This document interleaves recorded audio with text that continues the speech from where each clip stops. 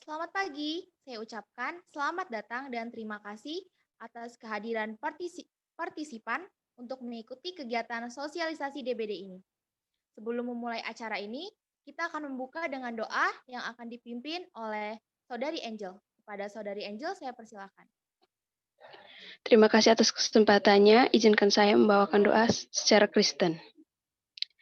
Terima kasih ya Bapa, kami ucapkan kepadamu atas rahmat-Mu sehingga Engkau perkenankan kami berkumpul pada kesempatan ini. Ya Bapa, sebentar lagi kami akan mengadakan kegiatan penyuluhan.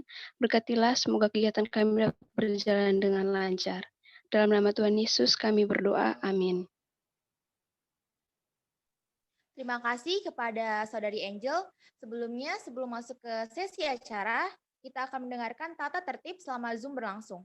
Yang pertama, peserta diwajibkan on-cam dan membisukan suara pada Zoom selama acara berlangsung. Lalu peserta dipersilahkan untuk membuka suara apabila diizinkan untuk berbicara atau berpendapat. Yang ketiga, bagi para peserta yang ingin mengeluarkan pendapat, dapat menggunakan fitur raise hand yang ada pada Zoom. Baiklah, sekarang kita akan masuk ke dalam sesi materi yang akan disampaikan oleh pembawa materi. Kepada pembawa materi, saya persilahkan. Baik, selamat pagi semuanya. Perkenalkan, nama saya Oto Soplanit, dan pada hari ini saya bertugas sebagai pemateri yang pertama. Dan materi yang akan saya bawakan pada hari ini yaitu mengenai definisi DBD atau apa itu DBD.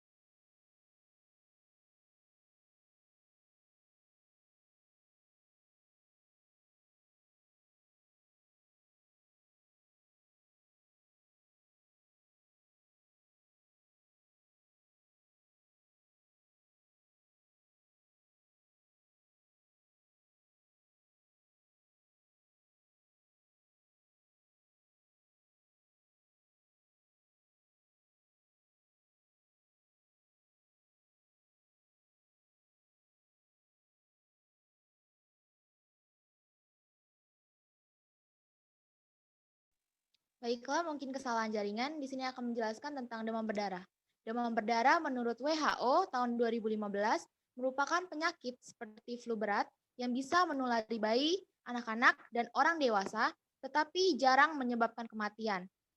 DBD disebabkan oleh tertularnya virus dengue melalui gigitan nyamuk betina spesies Aedes aegypti dan Aedes albopictus. Tetapi lebih dominan oleh nyamuk Aedes aegypti karena banyak ditemukan di lingkungan kotor.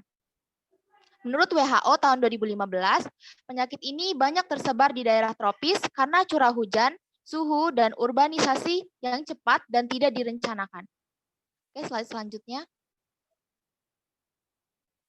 Masa inkubasi penyakit DBD yaitu mulai dari virus memasuki tubuh pejamu manusia hingga menimbulkan gejala klinis sekitar 3-14 hari atau 4-7 hari. Tahap pertama dimulai dari penderita DBD sudah bisa menjadi infektif bagi nyamuk sejak beberapa saat menjelang timbulnya demam hingga demam berakhir. Atau sering disebut masa viremia yang berlangsung sekitar 3-5 hari. Setelah nyamuk menghisap darah dari penderita DBD, diperlukan sekitar 8-12 hari hingga nyamuk menjadi infektif. Nyamuk yang telah infektif inilah yang berpotensi untuk menularkan virus dengue kepada manusia yang rentan lainnya. Lalu selanjutnya.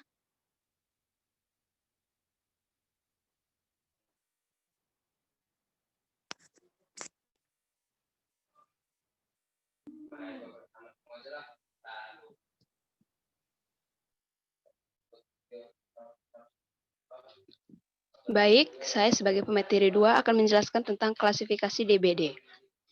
Berdasarkan tingkat keparahannya, menurut WHO tahun 2009, klasifikasi DBD ini dibagi atas 2, yaitu dengue tidak berat atau non-severe dengue dan dengue berat atau severe dengue. Non-severe dengue yaitu terjadi pada orang tinggal atau habis bepergian dari daerah endemik dengue, di mana penderitanya akan mengalami gejala seperti demam, disertai gejala mual, muntah, bintik-bintik merah, nyeri sendi, leukopenia, dan tourniquetus positif. Sedangkan severe dengue atau dengue berat itu terjadi ketika adanya kebocoran plasma, pendarahan hebat, gangguan fungsi organ lain seperti liver, otak, jantung, dan lain-lain. Tanda dan gejala yang terjadi meliputi adanya peningkatan suhu lebih dari 38 derajat Celcius, sakit perut yang parah, muntah secara terus-menerus, napas cepat, gusi berdarah, kelelahan, kegelisahan, dan terdapat darah pada muntah.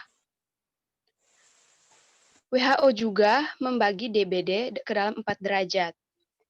Derajat pertama di mana penderita mengalami demam disertai gejala klinis yang khas.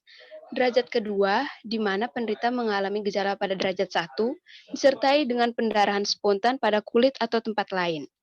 Derajat ketiga, di mana penderita mengalami kegagalan sirkulasi dan ditandai dengan nadi cepat dan lemah, hipotensi disertai kulit dingin dan gelisah. Derajat keempat, di mana penderita mengalami kegagalan sirkulasi, di mana nadi tidak dapat teraba dan tekanan darah tidak terukur. Sekian.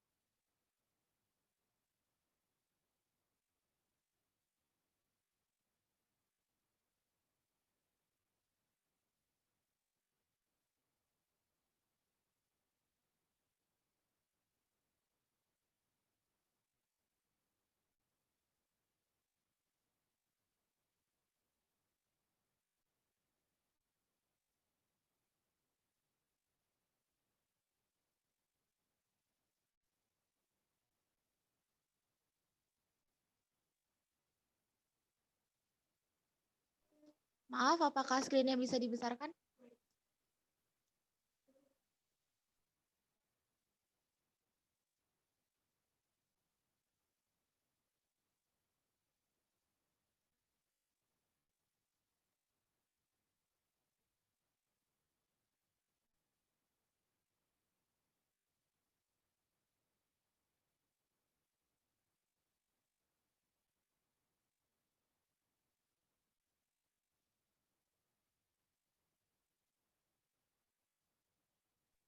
Baik, mungkin kesalahan jaringan. Di sini saya akan membacakan tanda dan gejala DBD. Menurut Heni Layati, Hapsari, dan Farhana pada tahun 2015, ada beberapa tanda dan gejala dari timbulnya penyakit DBD. Yang pertama, bintik-bintik merah pada kulit, suhu tubuh lebih dari 38 derajat Celcius, badan terasa lemas dan lesu, adanya perasaan gelisah, keringat dingin pada ujung tangan dan kaki, nyeri di ulu hati atau di dada, dan muntah-muntah. Selanjutnya.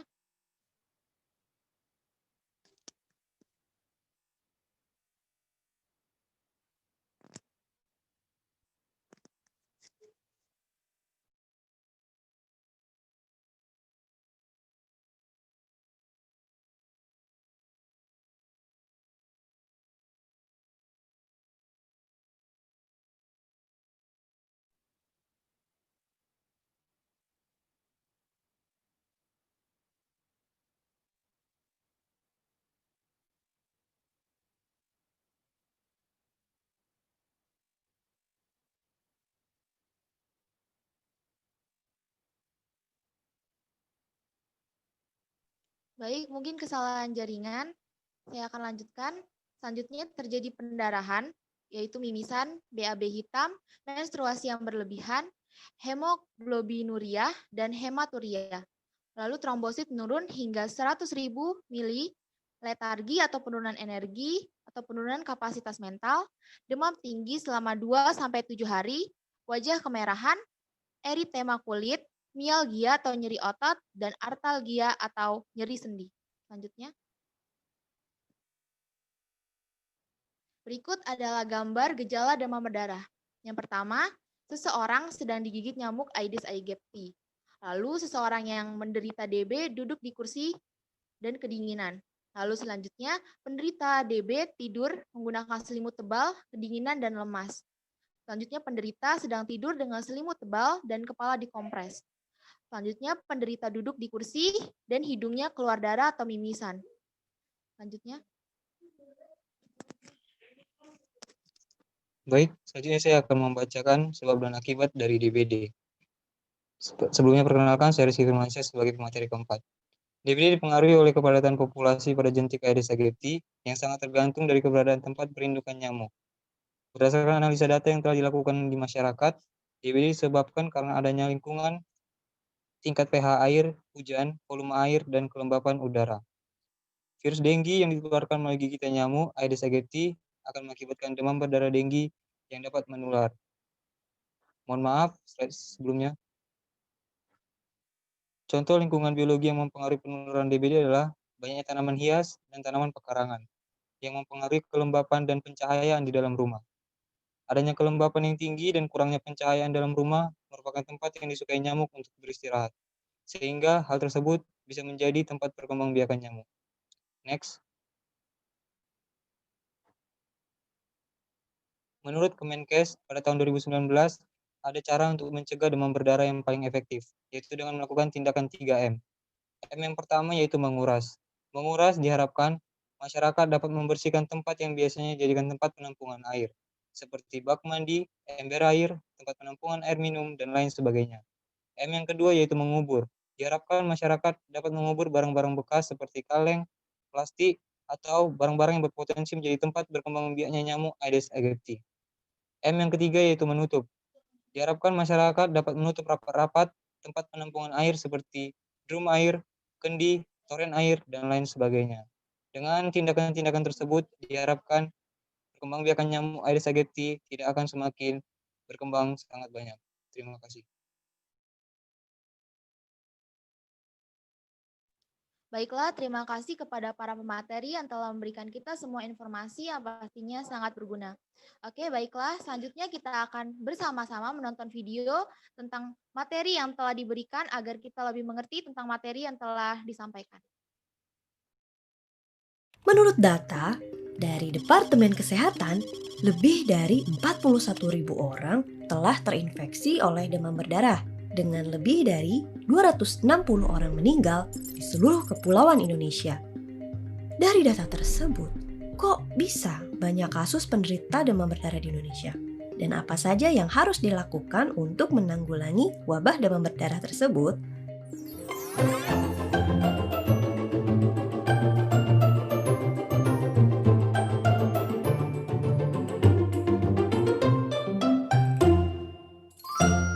Demam berdarah dengue atau DBD adalah penyakit yang disebabkan oleh salah satu dari 4 virus dengue. Dengue adalah virus yang ditularkan oleh nyamuk yang umum terjadi di daerah beriklim tropis. Penyakit DBD dapat memunculkan gejala yang variatif. Beberapa orang yang terinfeksi menunjukkan gejala yang sangat ringan atau tidak terlihat. Ada pula yang memunculkan gejala yang lebih berat dan memerlukan perawatan yang intensif. Dalam kasus yang parah, kematian dapat terjadi. Beberapa gejala DBD adalah demam tinggi mencapai 40 derajat Celcius, sakit kepala, sakit pada sendi, otot, dan tulang, sakit pada bagian belakang mata, nafsu makan menurun, mual dan muntah, pembengkakan kelenjar getah bening, muncul ruam kemerahan, kerusakan pada pembuluh darah dan getah bening, serta pendarahan pada hidung, gusi, atau di bawah kulit. Hingga saat ini, tidak ada pengobatan atau vaksin khusus untuk penyakit ini, karena virus dengue tidak dapat diobati menggunakan antibiotik. Tubuh penderita DBD harus memiliki imunitas yang kuat agar dapat membunuh virus tersebut. Adapun perawatan yang dapat dilakukan untuk meringankan gejala dari penyakit DBD, yaitu banyak minum cairan agar terhindar dari dehidrasi, istirahat yang cukup, mengkonsumsi obat penurun panas yang relatif aman dan dianjurkan oleh dokter. Berdasarkan data dari Departemen Kesehatan, wabah DBD 2020 di Indonesia menelan banyak korban. Faktor yang menyebabkan pesatnya penyebaran wabah demam berdarah di Indonesia adalah Indonesia berada di iklim tropis yang hangat dan sesuai dengan habitat nyamuk Aedes aegypti. Selain itu, perubahan cuaca yang tidak menentu menyebabkan banyaknya genangan air hangat yang mempercepat perkembangbiakan nyamuk Aedes aegypti. Dari sudut pandang ekologi, wabah DBD di Indonesia merupakan hubungan simbiosis parasitisme antara virus dengue, nyamuk, dan manusia. Virus diuntungkan karena dapat memperbanyak diri di dalam tubuh manusia, sedangkan nyamuk diuntungkan karena mendapat energi dari darah manusia sebagai nutrisi untuk bertelur. Di lain sisi, manusia dirugikan karena terkena penyakit DBD. Nyamuk betina Aedes aegypti menghisap darah manusia biasanya pada pagi hari dan sore hari. Setelah mendapat nutrisi dari darah manusia, nyamuk Aedes aegypti berkembang biak dan bertelur pada genangan air bersih. Kemudian, telur tersebut menetas dan berkembang menjadi larva. Selanjutnya, larva akan memasuki tahap pupa dan kemudian berkembang menjadi nyamuk dewasa. Untuk menanggulangi wabah DBD di Indonesia, kita harus memutus rantai perkembangbiakan vektor penyebab DBD. Usaha yang dapat dilakukan adalah membersihkan lingkungan sekitar, membuang limbah padat dengan benar dan menghilangkan genangan air, menutup, mengosongkan, dan membersihkan wadah penyimpanan air, menyemprotkan insektisida, kemudian mendidik masyarakat tentang resiko penyakit yang ditularkan oleh nyamuk, dan berpartisipasi bersama masyarakat sekitar untuk mengendalikan penyebaran vektor. Sekarang kita sudah tahu apa itu demam berdarah.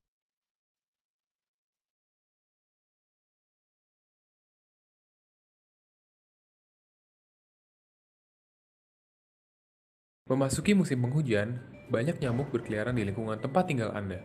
Mengapa hal ini bisa terjadi? Meningkatnya populasi nyamuk di musim hujan diakibatkan karena banyaknya genangan air yang tersedia yang menjadi tempat berkembang biak larva nyamuk. Salah satu penyakit yang juga turut meningkat di musim hujan adalah demam berdarah dengue atau DBD. Penyakit ini ditularkan melalui gigitan nyamuk Aedes aegypti yang sebelumnya telah terinfeksi virus dengue. Demam berdarah menjadi ancaman kesehatan masyarakat karena keparahan penyakit yang ditimbulkan dan bisa berisiko hingga kematian. Untuk itu, Anda harus mencegah timbulnya penyakit ini di lingkungan tempat tinggal Anda. Bagaimana caranya? Hal paling utama yang harus Anda lakukan adalah jangan membiarkan adanya tempat bagi nyamuk untuk berkembang biak. Lakukan kegiatan 3M untuk mencegahnya. Caranya sangat mudah. Pertama, menguras. Kuraslah bak mandi atau tempat penampungan air lainnya dengan bersih dan rutin. Kedua, menutup. Tutuplah semua tempat penampungan air yang ada di lingkungan Anda, supaya tidak ada nyamuk yang masuk dan meninggalkan telur di tempat tersebut. Ketiga, mengubur. Kuburlah semua barang-barang bekas di tanah, agar lingkungan tetap bersih dan tidak ada air hujan yang tertampung di barang bekas tersebut. Plus, gunakan kelambu saat tidur. Menggunakan obat anti nyamuk atau spray anti nyamuk. Tidak menggantung pakaian di belakang pintu. Lakukan fogging, serta peliharalah ikan jika memiliki kolam di rumah. Hal ini agar jentik-jentik nyamuk yang ada di kolam bisa dimakan oleh ikan yang dipelihara. Mencegah lebih baik daripada mengobati. Yuk, lakukan gerakan 3M+, sebagai upaya awal mencegah DBD sejak dini. Pesan ini Baiklah, kita telah bersama-sama menonton video. Selanjutnya kita akan masuk ke dalam sesi diskusi. Dan kepada tim observer saya persilahkan. Baik, terima kasih atas kesempatan yang diberikan. Selanjutnya kita memasuki sesi diskusi di mana masyarakat dipersilahkan untuk menyampaikan pendapatnya mengenai video yang telah kami tampilkan tadi. Kepada salah satu masyarakat, kami beri kesempatan melalui feature raise hand. Ya, baik, kepada Saudari Joan, kami persilahkan. Terima kasih atas waktu dan kesempatan yang telah diberikan kepada saya. Kesimpulan saya mengenai video yang telah ditampilkan adalah DBD merupakan virus yang ditularkan oleh nyamuk dengan gejala yang ringan sampai berat. Bila gejala yang terjadi berat, maka memerlukan perawatan yang intensif. Hingga saat ini, belum ada pengobatan atau vaksin khusus untuk penyakit DBD ini. Juga, sejak masuknya musim penghujan, mengakibatkan populasi nyamuk meningkat, karena adanya genangan air yang menjadi tempat berkembang biaknya larva nyamuk. Tetapi kita dapat mencegah hal tersebut dengan melakukan 3M, yaitu menguras tempat penampungan air, mengubur barang-barang bekas seperti kaleng dan lain sebagainya, dan juga menutup rapat-rapat tempat penampungan air. Sekian, terima kasih.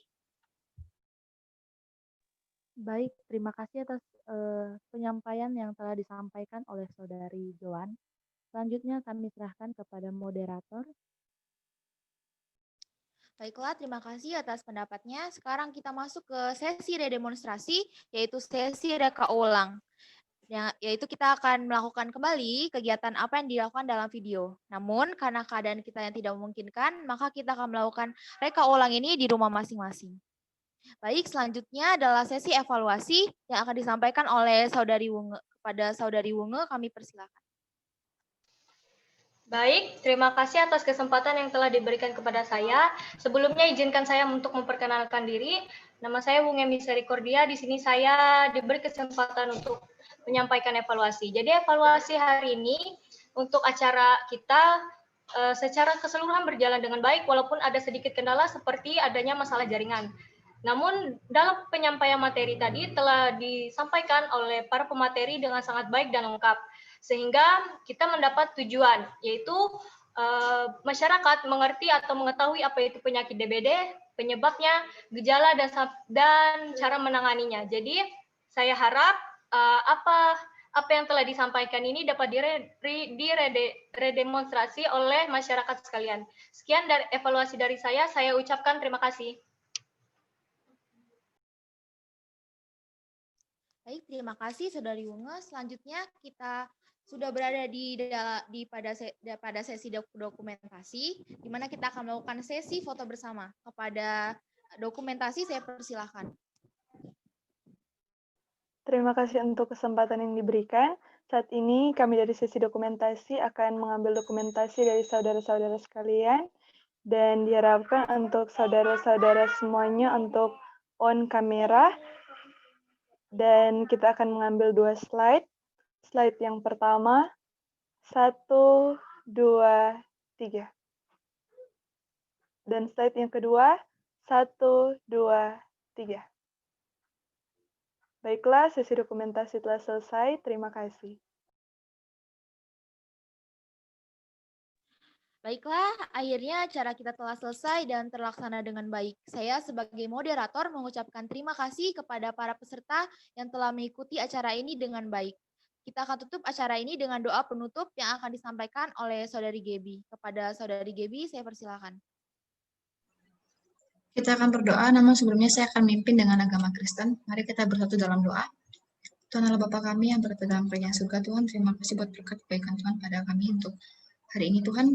Terima kasih kami dapat menyelesaikan serangkaian acara kami, walaupun terdapat sedikit kendala, Bapak, namun itu tidak mematahkan semangat kami untuk memahami setiap materi yang disampaikan.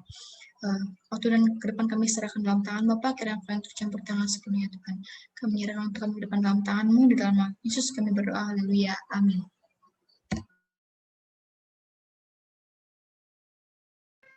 Terima kasih banyak para peserta bisa live dari Zoom ini ya. Terima kasih. Iya, jangan